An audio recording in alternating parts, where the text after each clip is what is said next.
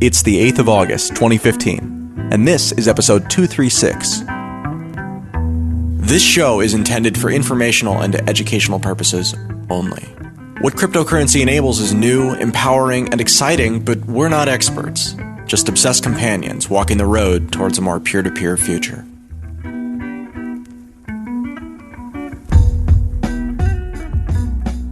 My name is Adam B. Levine, and you're listening to Let's Talk Bitcoin. On today's show, we're taking a sidelong look at Greece in two segments. A few weeks ago, I sat down with Colin Kwan of Magna Trading. We talked about the Greek narrative, then blow past the now to talk about his vision for the future and why it's going to happen whether we like it or not. Then, we step back from Bitcoin to learn a little about what actually happened in Greece and listen in to what should have been a very private call between high-level investors and former Greek finance minister Yanis Varoufakis. I've gone back and forth a bunch of times on whether it's appropriate for the show, and frankly how appropriate it is generally to highlight what should have been a very private call, but honestly, it's out there whether we play it or not, and I found it to be very interesting and highly informative. Curious for your thoughts on it. But first, we speak with Colin Kwan, COO of Magna Trading.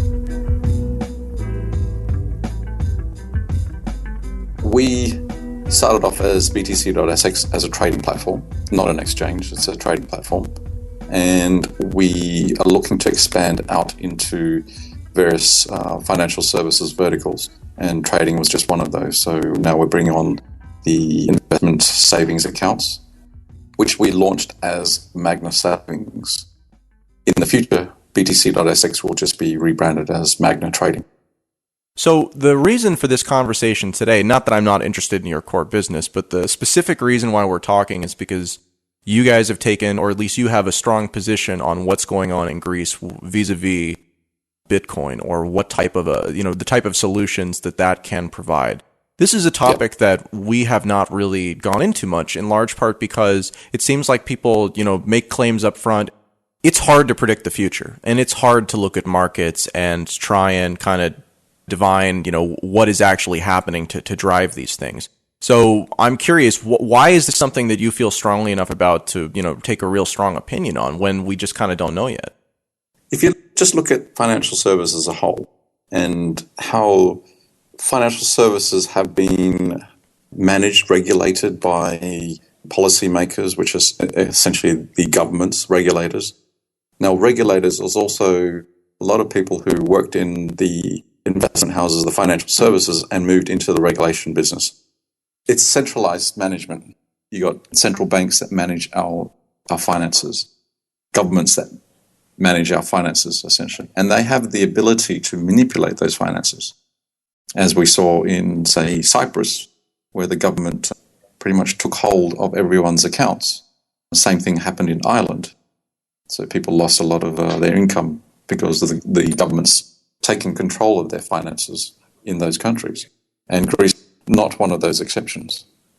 That's why I feel quite strongly about this, because Greece going through what it's going through now, it shows you that a very big economy, Cyprus and Iceland may not be huge economies, but Greece is much larger, it's part of the EU, it has a lot of ramifications on just the Eurozone itself. This is why I have a very strong opinion about that. Fair enough. I totally buy that argument, and I, fundamentally agree with a lot of things that you just said there. And yet, when Cyprus was an active concern, when that was, when we did have capital controls there, this narrative that Bitcoin acted as an escape valve popped up in that too. And in, the months that would follow, it became more clear that actually it wasn't necessarily the people within Cyprus so much because they had all their funds locked down, and so they simply weren't able to. Even if they had wanted to. And it, in fact, had been kind of this visceral reaction coming from everybody else that wasn't Cyprus, looking at Cyprus and saying, oh, this can happen, it could be us. So, Yes. So is that what's going on here, or is there actually a movement within Greece that is where Bitcoin or cryptocurrency in some way is helping? Okay, well, my opinion on actual Greeks getting into Bitcoin would be that it's a no in general. Because if you think about what's actually happening there, probably, 5% of population, pretty much the same statistics all over the world. 5% of the population is well off, and they can afford to do this. They can afford to get into the, let's say, riskier asset classes like Bitcoin. Therefore, that's not an issue, and they probably will take up Bitcoin to probably store away some of their profits or store away some of their value. Whereas the general population in Greece are probably thinking, well, I need to actually have money for me to survive on, so therefore they're not going to go to the exchange and change it into Bitcoin. That's highly unlikely. But your scenario here, where people are now realizing that governments actually can take control of your income, and the fact that there's a lot of media about governments like Greece being able to do that, has heightened the awareness of things like Bitcoin. Where does gold or traditional kind of safe haven assets, where do those come into play here? Because historically, this is a role that many would say that gold has played, and yet in these most recent crises, it has seemed as though it's been, not playing that role in any way, shape, or form. Bitcoin, to a large degree, is responding more as one would expect gold to, regardless of what one thinks of it. My take on that is the physical availability of this. I mean, people can try and trade in gold, but because it's a physical asset, you actually have to get a hold of that gold. Therefore, it becomes a lot more difficult for you to do that when that particular physical asset is scarce. Virtual currency is much easier to get hold of, especially for the general public. So I've asked you kind of specific questions, kind of probing at the things that I think are likely to be weak points. Why don't you kind of just give us an overview of what you actually think is going on from the ground up? We see that there's a period of uncertainty, especially in the global economy. So stock markets have been going up steadily, but then the US is coming out of their recessions, talking about interest rate hikes there. So the economy is actually doing quite well there. However, when you start looking at further afield into places like the emerging markets, Asia, especially China, the economy there is starting to look a bit shaky. Our second largest economy looking to be shaky sort of causes tremors along every other economy. The US in particular, because there's a lot invested in China, and China has invested a lot in the US. So it's a very close tie in there. So anything that actually happens there means that just on a global scale, there's going to be a lot of volatility. Now, I see this as an opportunity for other asset classes to become a lot more mainstream, Bitcoin being one of them, especially since gold itself has started to be devalued quite a lot. Oil itself, there's a lot of instability in oil, and that's causing, again, a lot of ripples just in every aspect of economies themselves. People are just wondering, well, what else can we do? What can we get into? Stock markets, they're fairly high at the moment. Should we buy into stocks? Obviously, property is always there, but then there's a capital constraints on actually buying into property. So what can the average punter do? That's one of the areas, or I believe one of the reasons why people who are looking at very cheap alternatives, and Bitcoin is one of those. Okay, so let's talk about kind of the difficulties in interfacing with these things. Because one of the things that, again, like we can certainly go down a conspiracy rabbit hole here, and it's not really, I think, a good direction to take it. But for whatever reason, many assets that traditionally have been acting as safe havens are not acting as safe havens now. Why is Bitcoin different? Is it just because it's cheaper than everything else? I think accessibility is one of those. So it's easier to buy Bitcoin in your mind than it is to buy gold, so through like some paper ETF or something. Yes. First of all, with buying gold, I think you have to actually put down quite a fair bit more. I think just general accessibility, because if you're talking about markets where ETFs are not available, then what else can they get into? For instance, someone like Russia, I'm assuming that their financial services there is actually sort of quite constrained. Therefore, they're looking at other ways of getting their money out of the ruble or out of the traditional asset classes that they have them in. If we play this forward, what do you think is going to happen, whether with Greece or with the Eurozone as a whole? And, what does that mean to Bitcoin over the sort of medium term, say 1 to 2 years? Let me draw it back to probably a better scenario. So the way I look at this is in emerging markets, developing nations, for instance, the African nations or the Southeast Asian nations, Philippines, Indonesia, whereas a very, very large mobile population who don't actually have availability of financial services. So infrastructure for financial service. They live a couple of 100 kilometers away from a bank. However, they actually use their local currency to do all their commerce and everything like that. Now, the scenarios here are that these populations don't have bank accounts, but they have mobile phones. All of them pretty much know the technology on mobile phones. They interchange messages, they interchange a lot of things. A lot of the population are transient, as in a lot of them have moved offshore to work, and then they remit money back to their families back in their home countries.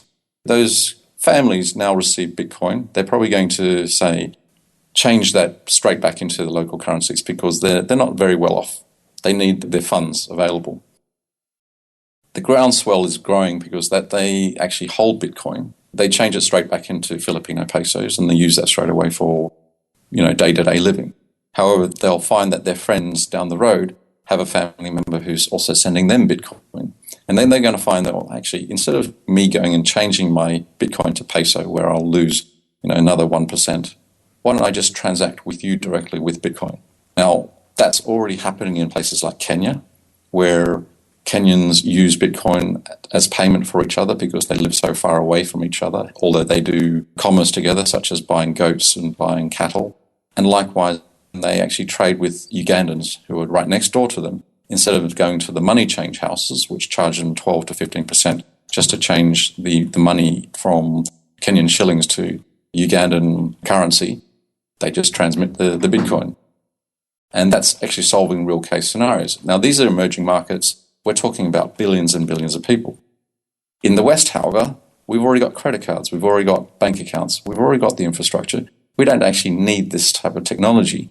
However, it's making it cheaper for all the other nationalities, all the other developing nations. That's why I see that there's just a massive groundswell growing in the underlying Bitcoin usage. And then once that actually happens, then the West will come to realize, hang on, there's actually something substantial here, and we need to capitalize on that. We're actually going to use these, create tools, we're going to create applications, we're going to create services that will cater for that need. And this is where I see maybe in the first year, we're looking at a lot more focuses on remittance, on online payments, but not in terms of services or merchant usage. However, probably in the next 2 years, where people now actually have Bitcoin, we're going to see a lot of merchants accepting Bitcoin. And that means that then they'll just be adopted in the general population. I see that at roughly around 2 to 3 year time frame when Bitcoin itself will become quite mainstream. So you're thinking that Bitcoin is initially going to be onboarded through remittances, but ultimately it winds up being a bit of a Trojan horse because if everybody is using in Bitcoin, then you kind of don't need to go back into the local currency. So, Correct. What does that mean for local currencies? I think then the local currencies themselves will be just another asset class which will start to slowly fade away. So it's like the non-networked layer, basically. Yeah. People have been talking about this remittance story for a couple of years now, and it has been getting some traction. We have heard some stories. Is this really happening right now? Is this something where you can already see the momentum, or are you kind of projecting out that this momentum will exist because this does solve problems, even though it's not necessarily being adopted for these uses yet? I see this happening now. So in terms of people like Western Union, the post office, where they charge a commission plus a standard fee for extra transactions. So let's just take, for instance, Western Union.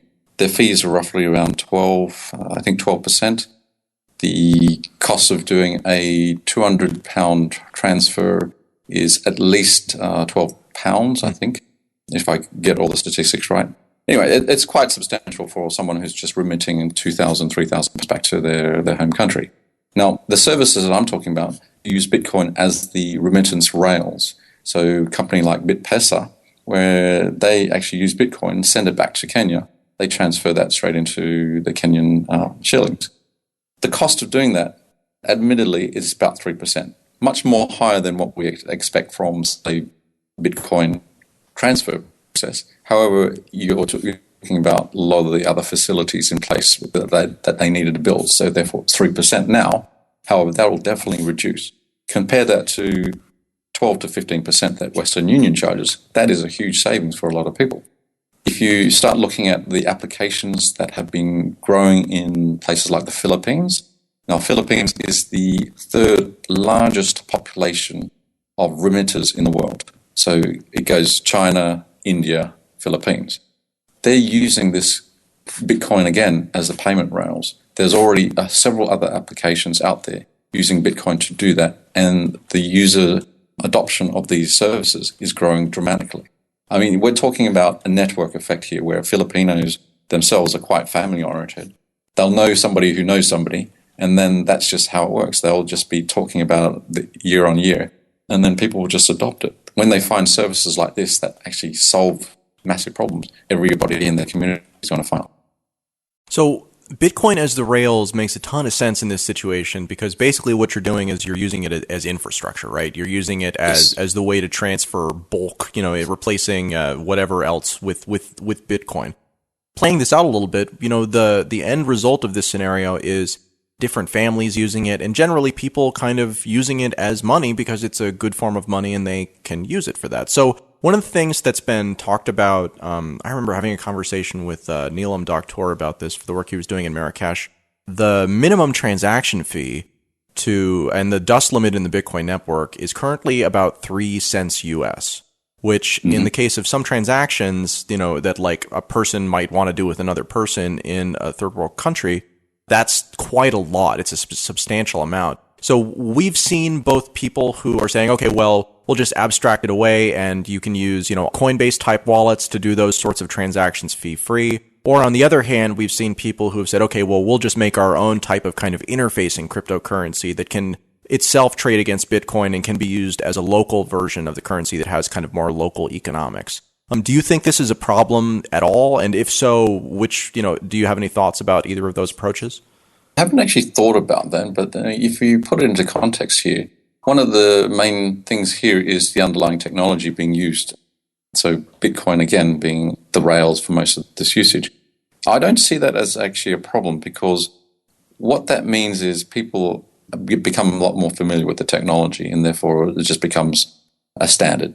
Now, how that's used on the other side, I don't see that as a bad thing. I just see that means that Bitcoin itself would become a lot more adopted across the world. Fair enough. Let me see here. Any other areas, any other questions I should ask? I guess you probably want to know what my thoughts are about whether Bitcoin itself will be adopted. I guess with the story I've just told, I don't see that anything can really stop it from here on unless it's government intervention is probably the only thing I can think of. However, if you look back at, say, the internet, governments trying to manipulate the internet have pretty much failed in every aspect. China tried and pretty much failed in a lot of aspects there. So I don't see that Bitcoin itself can be stopped. Now, whether Bitcoin is the underlying clear winner is to be seen. You probably heard about people talking that Bitcoin is like the Napster, whereas Napster showed a different way of actually doing or distributing information. However, it didn't last. So iTunes came out and won that battle. Now, Bitcoin could be one of those, and Litecoin or another type of cryptocurrency may take over. However, the fact here is that the technology itself is going to be the clear winner. And that's going to be a clear winner for pretty much everybody in the world. So in 5 years, cryptocurrency, what type of a market does this look like? Because right now we're looking at a market that's, under 1%. I always use this example.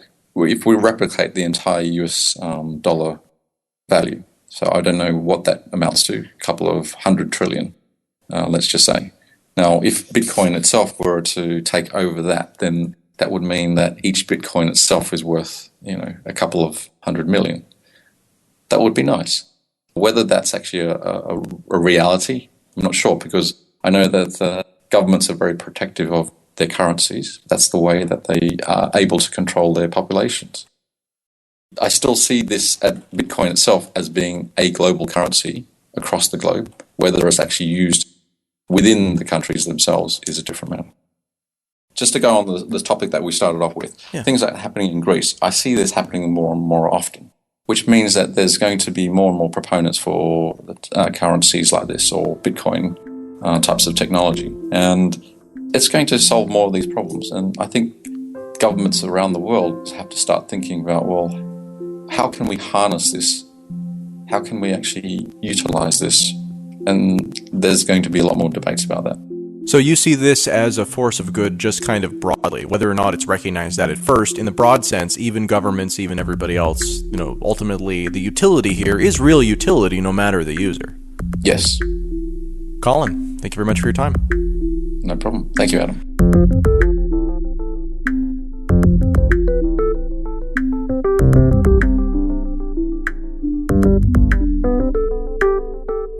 This episode of Let's Talk Bitcoin is sponsored by KeepKey. KeepKey is a Bitcoin hardware wallet that protects your money from hackers and thieves while still giving you convenient access.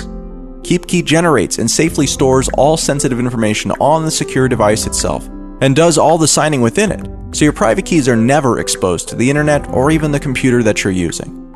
KeepKey's large display gives clarity to every Satoshi leaving the device. And when it's time to sign a transaction, you'll need to manually confirm and approve it using the confirmation button on the device itself. If you lose your KeepKey device, you can still recover your HD wallets, all your addresses, and all your funds without exposing your private key or your seed to the connected computer you're using. At the LTB network, we actually have rules specifically against taking advertisers pre-selling any sort of physical products after we watched that debacle with mining hardware over and over again. So I was really happy to learn that although KeepKey is not yet shipping, you also can't pre-order it until it's really ready to ship to you right away. That should be coming up in Q3 of this year. That said, I actually have a production unit in hand I've been using for the last few days with very impressive initial results. I'll be sharing some of those experiences with you in sponsor segments on episodes to come. For more information or to be notified when the KeepKey hardware wallet is available, visit getkeepkey.com. Oh, and the magic word for today's episode is keep. That's K-E-E-P. Keep. You've got until the 15th of August to visit letstalkbitcoin.com or the Let's Talk Bitcoin iOS app to enter it for your share of the listener rewards. And now, we join Greece's former finance minister, Yanis Varoufakis, to hear about captured states and unspeakable alternatives. I have to admit, we did not have a mandate for bringing Greece out of the euro. What we had a mandate to do was to negotiate for a kind of arrangement with the Eurogroup, with the European Central Bank, that would render Greece sustainable within the Eurozone. The mandate went a bit further, at least in my estimation. I think the Greek people had authorized us to pursue energetically and vigorously that negotiation, to the point of saying that if we can't have a viable agreement, then we should consider getting out.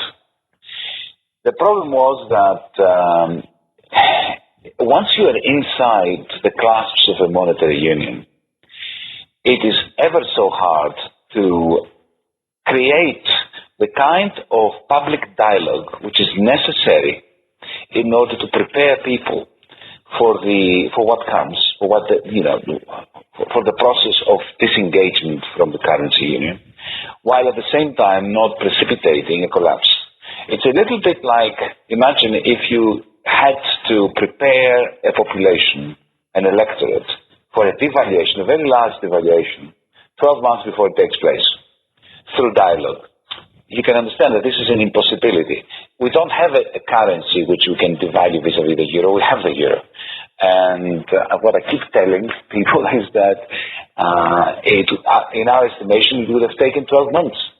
But I think that Norman's got a point, if I may say so, Yanis, because you obviously didn't have a plan B, and that did rather weaken your negotiating argument, because the others were absolutely scared of you leaving, and yet you said, don't worry, we're not going to leave. I think, though, that just in the last couple of weeks, you yourself did start to think about a plan B, and I think you even gave some inkling of that in your interview with the New Statesman, where there was a vote in the inner cabinet in Athens after the referendum, and you were in favour of trying to prosecute a plan B, and you were outvoted. Do you think there's still a chance, if everything goes badly, that there may well be a plan B, and that the Grexit, which nobody wants in Greece, I understand that, but do you think it may still come about, even though it's something for which you are unprepared? Oh, absolutely, absolutely. I think that this agreement is not viable, and Dr. Wolfgang Schäuble, the German finance minister, is hell-bent on effecting a Grexit. So nothing is over. But let me be very specific and very precise on this. The Prime Minister, before he became Prime Minister, and before we won the election in January, had given me the green light to come up with a plan B. And I assembled a very able team, a small team as it had to be, because that had to be kept completely under wraps for obvious reasons. And we've been working since the end of December, beginning of January on creating one. But let me give you, if you are interested, some of the political and institutional impediments that made it hard for us to complete the work and indeed to activate it. The work was more or less complete. We did have a plan B, but the difficulty was to go from the 5 people who were planning it to the 1,000 people that would have to implement it. For that, I had to receive another authorization, which never came. But let me give you an example. We were planning along a number of fronts. I'll just mention one.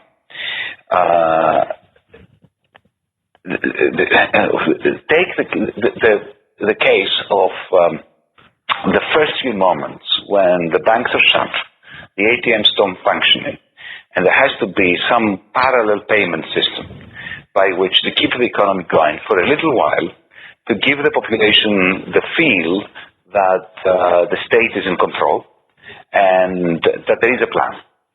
What we planned to do was the following. There is the website of the tax office, like there is in Britain and everywhere else, where citizens, taxpayers, go into the website, they use their tax file number, and they transfer through web banking monies from the bank account to their tax file number so as to make payments on VAT, on income tax, and so on and so forth.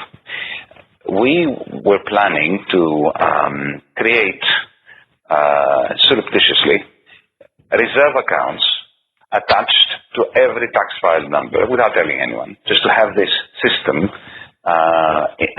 function under wraps, and at the touch of a button to allow us to give PIN numbers to tax file number holders, taxpayers.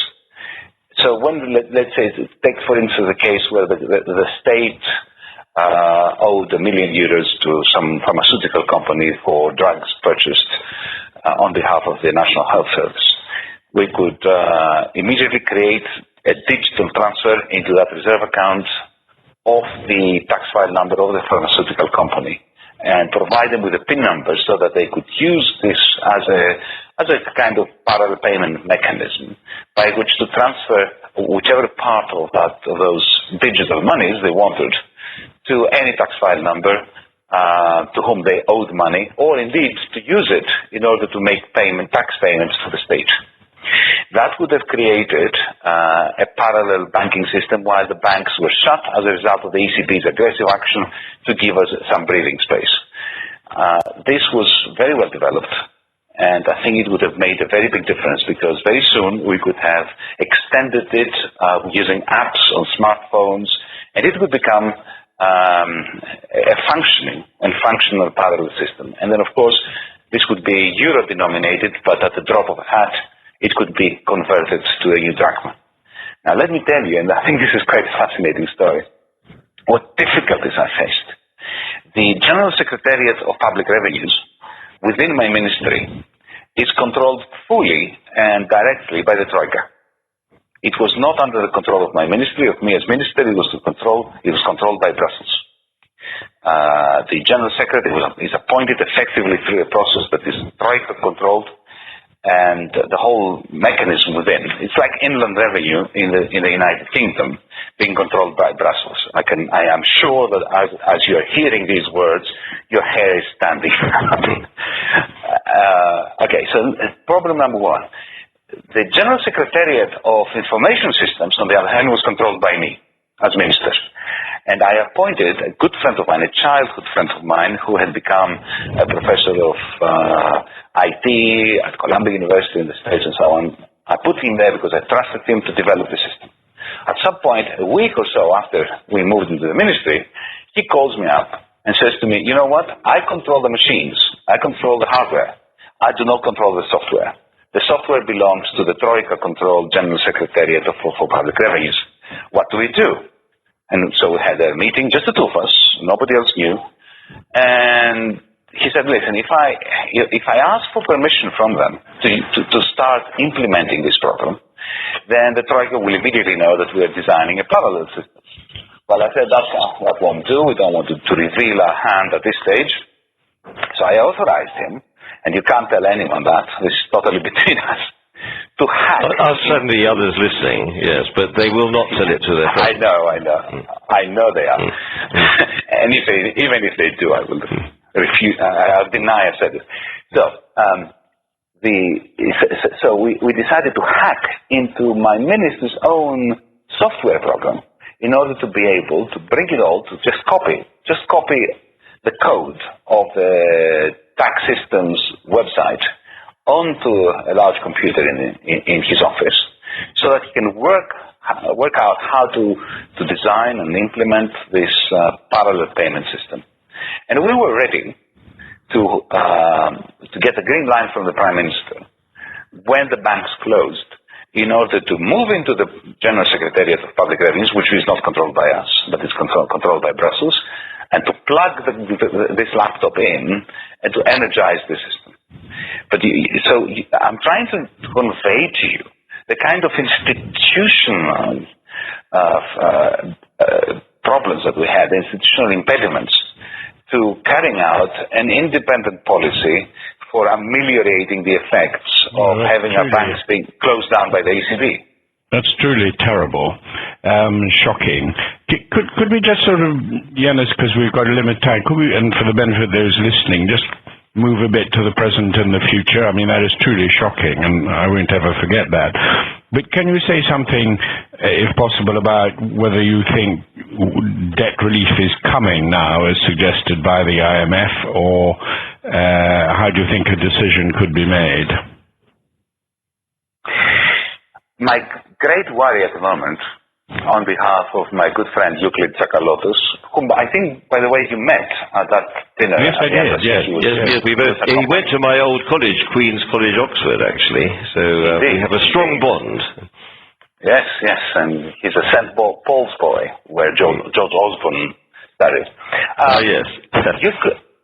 My great worry about Euclid, on behalf of Euclid, is that the IMF and Dr. Schäuble and the ESM are engaged in a game that is absolutely the opposite of straightforward. On the one hand, we're being told that the ESM will only provide this much discussed loan of more than 80 billion if the IMF is on board. The IMF is coming out with debt sustainability analysis, which quite clearly stated for the record that the Greek debt is not sustainable, and according to its own rules, the IMF cannot participate in any new bailout. I mean, they've already violated their rules twice to do so, but I don't think they will do it a third time. I think they are kicking and screaming that they are not going to do it a third time. So there is a very serious danger here that the Greek Parliament, not in my name, but in the name of the majority who voted last night, will approve the very stringent measures, reforms they call them, but they are nothing but just cost-cutting exercises without much reforming going on. But anyway, that we will push through Parliament these prior actions, as they're being called. But then, at the end of the day, the ESM and the IMF will not be able to coordinate so as to provide that huge loan. Not that I want that huge loan to be provided, for the reasons that you, David, you, Norman, outlined before. But I think that there is a major tussle between the institutions, the ESM, the European Commission, the IMF, and Dr. Schäuble. Dr. Schäuble and the IMF have a common interest. They don't want this deal to go ahead. Wolfgang has quite clearly said to me he wants Grexit. He thinks that this extend and pretend is unacceptable. And this is the one point where we see eye to eye. I agree with him too, for completely different reasons, of course. The IMF does not want an agreement because it does not want to have to violate its charter again and to provide new loans to a country whose debt is not viable. The Commission really wants this deal to go ahead. Merkel wants this deal to go ahead. So what has been happening over the last 5 months is now projected into the very short term, only it is on steroids, let's say. And that is this complete lack of coordination between the creditors. That has been very striking, I have to say, Yanis. What about France? You are on record as having said that you think this is all about France and that Mr. Schäuble is using you as a kind of pawn, basically, in a much bigger chess game with France. Now, I know Greece is certainly not in a very healthy position, but can you tell us a little bit about where you think France plays out in all of this? The French are terrified. They're terrified because then they know that if they're going to shrink their budget deficit to the levels that Berlin demands, the Parisian government will certainly fall. There is no way that they can politically handle the kinds of austerity which is demanded of them by Berlin. And when I say by Berlin, I mean by Berlin. I don't mean Brussels, I mean Berlin. So they are trying to buy time.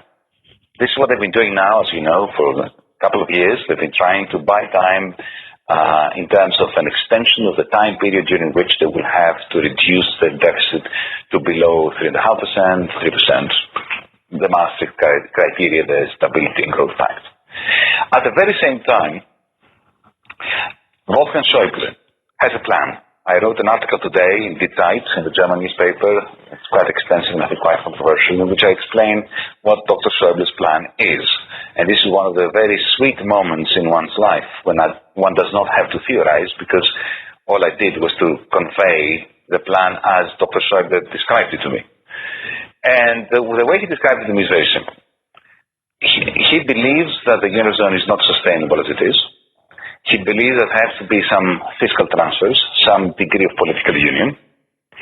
He believes that for that political union to work without federation, without the legitimacy that the properly elected federal parliament can bestow upon an executive, it will have to be done in a very disciplinarian way. And he said explicitly to me that a Greek exit is going to equip him with sufficient bargaining power, with sufficient terrorizing power in order to impose upon the French that which Paris is resisting. And what is that? A degree of a transfer of budget making powers from Paris to Brussels. Well, this is really fascinating stuff. As Norman said, we are slightly running out of time, but we've been allowed by the controllers of Radio Omphif to go on for another 5 minutes. So, Norman, shall we have two last questions, one from you and one from me? Norman. Well, I just wondered, are you in any way, I'm not sort of suggesting you should be, but I'm just interested in your view about the role of the ECB in this. I read there's a lot of criticism in Greece of the ECB and a feeling that the ECB had acted in a political way, whereas my own instinct would be that Mario Draghi would lean over backwards not to be political, although at times he would have to make decisions that obviously would have political effects. I think that both perspectives are completely spot on. You're right. Mario Draghi has handled himself as well as he could, and he tried to stay out of this mire, the political mire, impressively. I've always held him in high regard. I hold him in even higher regard now, having experienced him over the last 6 months. Having said that, the European Central Bank is set up in such a way that it is so highly it is impossible not to be political. Don't forget that the ECB, the Central Bank of Greece, because that's what the ECB is the Central Bank of all of our member states. The Central Bank of Greece is a creditor of the Greek state. And therefore, it is also, it is the lender of last resort, supposedly, and the enforcer of fiscal austerity. Now, that violates immediately the supposed distinction between fiscal and monetary policy. it puts Draghi in a position where, in acting as a creditor when we came into power, he had to discipline us. He had to actually asphyxiate us sufficiently in order to yield to the demands of the creditors, while at the same time keeping our banks open. So, God could not do this in a non-political way. Yes. He's going to be turning on the taps, I think. Now, there's some talk that somehow you will be benefiting from quantitative easing once the loans are repaid on Monday. That's one question to you, Yanis, just in the final couple of minutes. The second question I've got for you is, what kind of a role are you going to be playing? Are you going to be in any political position now? Is Alexis Tsipras still talking to you? Do you still have some interlocutor with the government? And also, what do you think of the future of Mr. Tsipras? Is he going to stay around for a lot? So sorry to load you up with fairly large number of questions for your final couple of minutes. Well, on the first question, what the ECB is doing, it is increasing ELA by 900 million in order to give a little bit more liquidity through the ATMs that were very severely circumscribed up until now. The question of quantitative easing is, I think, crucial. If Greece does not get onto the bandwagon of quantitative easing over the next few months, then that's it. There's absolutely no way that Greece can stay in the Eurozone. But for this to be meaningful, they have to have, firstly, they need to restructure the Greek debt. The idea of the German government that we will first have to successfully complete a program that cannot be completed successfully, and then we're going to have debt restructuring, effectively annuls the whole idea of quantitative easing. On the question of my relationship with Alexis, look, I have a very strong personal relationship with him. There's a good friendship there. Let me give you an example. Yesterday, I voted against him. I crossed the floor. It was very painful for me. I could see that he was very upset by that. We met afterwards. He was sitting down. I was passing by him. He extended his arm very warmly. I sort of went towards him, and we hugged and kissed even. So there is this. But at the same time, at the moment, what I'm experiencing, David and Norman, is this, I've become the traitor of the party. You know how it is when you cross the floor suddenly.